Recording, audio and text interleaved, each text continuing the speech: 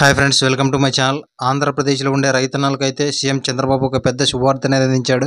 ఆ రైతు భరోసా కోసం ఎదురు చూస్తున్న వారికి రైతు భరోసా డబ్బులు జమ చేసేందుకు సీఎం చంద్రబాబు అయితే రెడీ అవుతున్నారు. ఇటీవలే కేంద్ర ప్రభుత్వం పీఎం కిసాన్ రిలీజ్ చేసింది.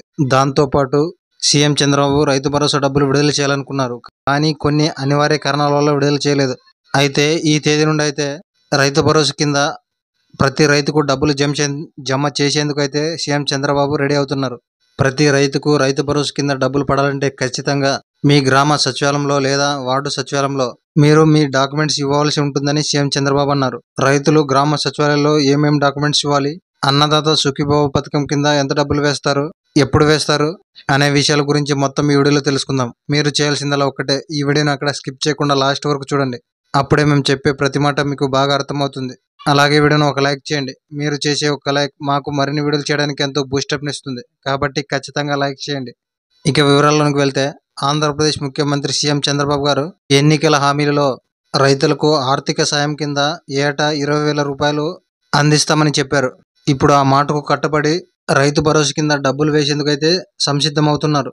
ఇటీవలే పీఎం కిసాన్ కేంద్ర ప్రభుత్వం రిలీజ్ చేసింది. సీఎం చంద్రబాబు గారు కూడా పీఎం కిసాన్తో పాటు ఈ రైతు భరోసా డబ్బులు విడుదల చేయాలనే ఆలోచనలో ఉన్నారు. కానీ కొన్ని అనివార్య కారణాల వల్ల విడుదల చేయలేకపోయారు.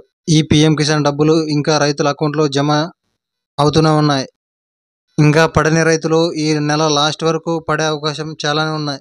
ఇంకా మాకు పీఎం కిసాన్ డబ్బులు పడలేదంటే ఖచ్చితంగా మీరు పీఎం కిసాన్ అప్డేట్ ఈకేవైసీ చేయించుకొని ఉండరు, లేకపోతే బ్యాంకులో ఎన్పిసిఐ లింక్ చేసుకుని ఉండరు.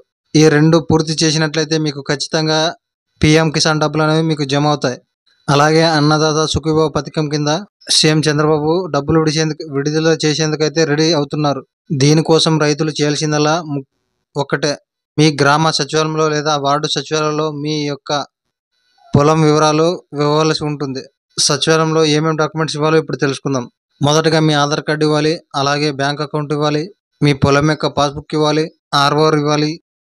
ఇవన్నీ మీరు ఇస్తే మీకు అన్నదాత సుఖీభవ పథకం కింద డబ్బులు జమ చేస్తారు.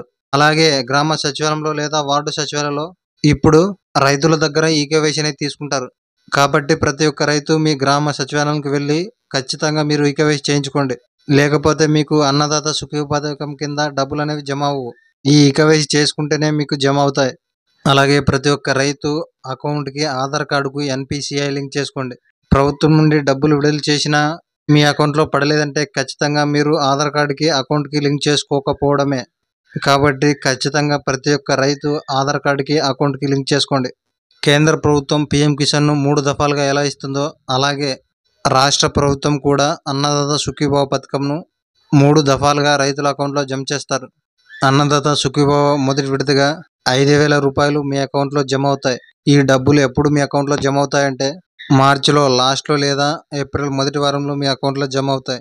మార్చి మొదటి వారం నుండి ఎవరైతే కొత్తగా రైతులు అన్నదాత సుఖీభవ పథకంకి అప్లై చేసుకుంటున్నారో వారికి ఈ అవకాశం కల్పించనుంది.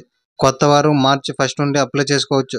తర్వాత డబ్బులు అనేవి మార్చి లాస్ట్లో లేదా ఏప్రిల్ 1 వారంలో ప్రతి రైతన్నకు అకౌంట్లో పడే విధంగా సీఎం చంద్రబాబు రెడీ చేస్తున్నారు. ఈ అన్నదాత సుఖీభవ పథకానికి సంబంధించి మీకు ఇంకా ఏమైనా డౌట్స్ ఉంటే మాకు కింద కామెంట్లో తెలియజేయండి. మేము ఖచ్చితంగా రిప్లై ఇస్తాం. అలాగే వీడియోని ఒక లైక్ చేసి మీ ఫ్రెండ్స్ అండ్ ఫ్యామిలీకి ఈ వీడియోని షేర్ చేయండి. ఆ విధంగా షేర్ చేయడం ద్వారా వారు కూడా ఈ విషయాన్ని తెలుసుకుంటారు. కాబట్టి ఖచ్చితంగా షేర్ చేయండి.